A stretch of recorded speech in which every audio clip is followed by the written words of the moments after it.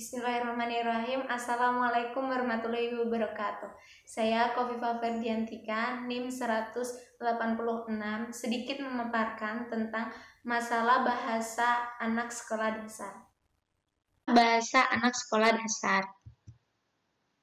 Bahasa merupakan alat komunikasi antara antar manusia berupa lambang, bunyi, atau yang terwujud dalam sistem yang dipahami orang untuk melahirkan pikiran dan perasaan, sehingga orang lain yang menerima akan mengerti baik penyampaiannya lewat tulisan, bicara, isyarat, mimik muka, pantomim, serta menggunakan gerakan-gerakan yang lainnya.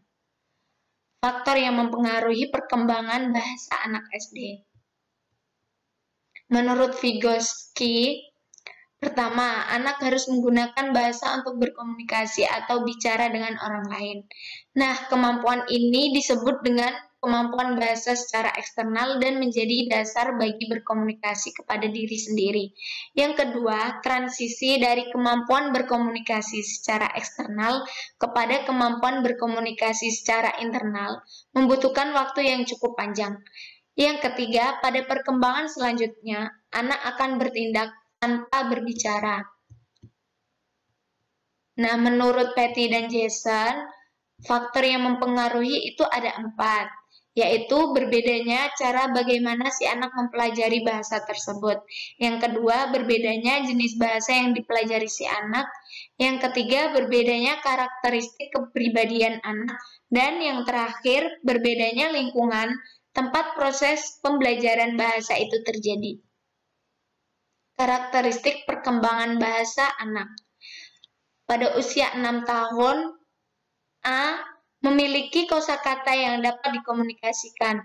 B. Mampu menyerap 20.000 sampai 24.000 kata. C. Mampu membuat kalimat meskipun masih dalam bentuk kalimat pendek. Dan yang D, pada taraf tertentu sudah mampu mengucapkan kalimat lengkap. Nah, pada usia 6 tahun, si anak mampu bercakap-cakap dengan menggunakan kosakata yang dimilikinya. Dan mampu mengemukakan ide dan pikirannya meskipun masih sering verbalisme. Pada usia 10 tahun, anak mampu berbicara dalam waktu yang relatif lama dan mampu memahami perbicaraan tersebut. Nah, usia 12 tahun, anak mampu menyerap 50.000 kata dan mampu berbahasa seperti orang dewasa. Sikap adalah istilah yang mencerminkan rasa senang atau tidak senang, perasaan biasa-biasa saja dari seseorang terhadap sesuatu itu bisa benda, kejadian, situasi, orang-orang, ataupun kelompok. Sikap orang tua atau keluarga. Merintis dan meletakkan dasar bahasa pada anak, latihan motorik, membiasakan, memelihara, mengawasi bahasa anak, dan mencegahnya berbahasa yang tidak sopan, dan mengembangkan kemampuan berbahasa anak.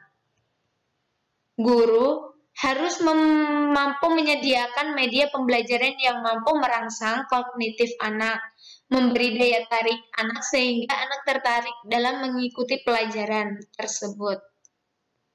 Teman sebaya merupakan kelompok individu yang memiliki usia dan kedewasaan yang hampir sama. Sekian penyampaian dari saya. Apabila banyak kesalahan, mohon dimaafkan. Wassalamualaikum warahmatullahi wabarakatuh.